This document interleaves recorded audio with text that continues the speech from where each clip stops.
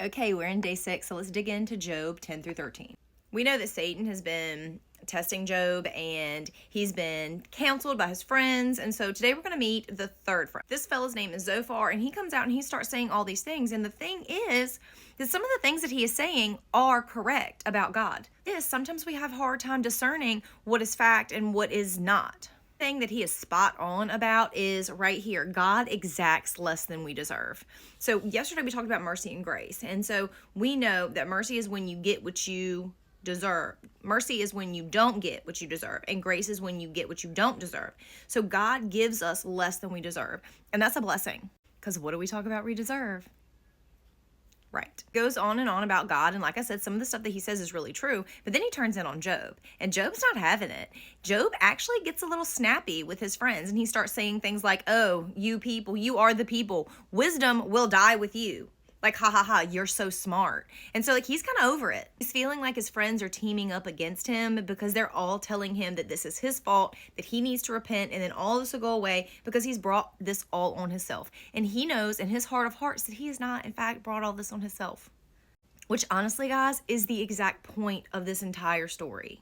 And the thing is, with Job, he was a very successful man. And in that time period, they are measured by their success with, like, their sheep, I guess. So he was a herdsman and he had all these sheep and all these things. And so like he was wealthy because he had all this property. And so we think, or it is a theory, that maybe some of his friends were kind of relishing in his hard times because they finally felt superior to the mighty Job. And so they were almost joyous to go in and be like, huh, Job, look what happened to you. Like, you brought this on yourself, sir, because that is what God does. God punishes the unjust. And Job, are you unjust? And again, we know that Job is not unjust, but this is his friend's logical way of thinking. And it totally makes sense for the time period and all of the teachings. So the other thing is that Job really thinks that his friends do not understand what he is going through. And I kind of get that because sometimes if you don't have the perspective, you don't understand what the people are going through, maybe to feel bad for them. And like I have to do that with my students sometimes because I teach a lot of kids from different backgrounds. And I remember one time I had a conversation with a kid that was just so upset about something that this other kid had done, and I just looked at him and I said, you come from a household full of love.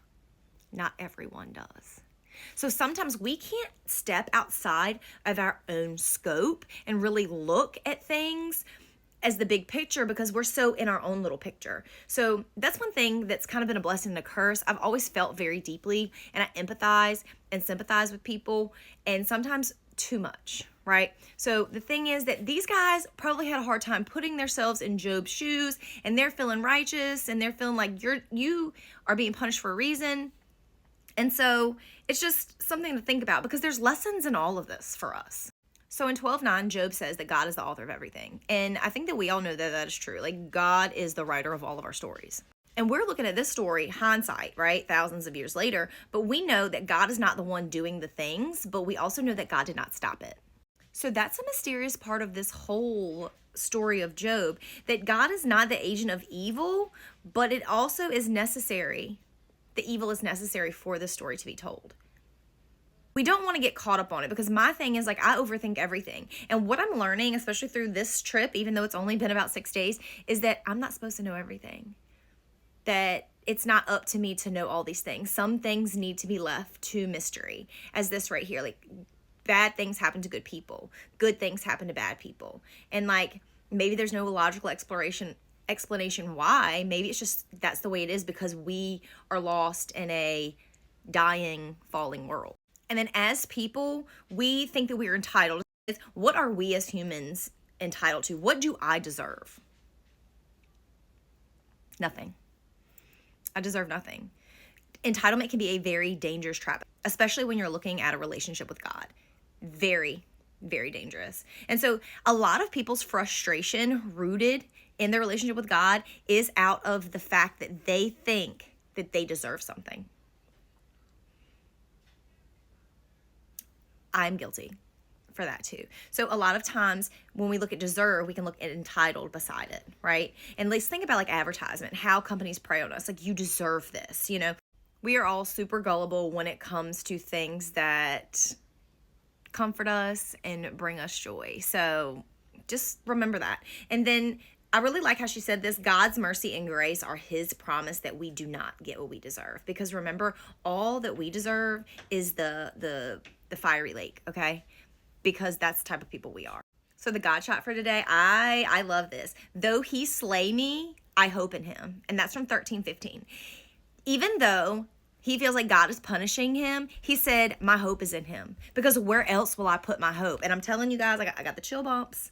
Job knows that God is the light in the darkness and that he is, as Tara Lee says, where the joy is.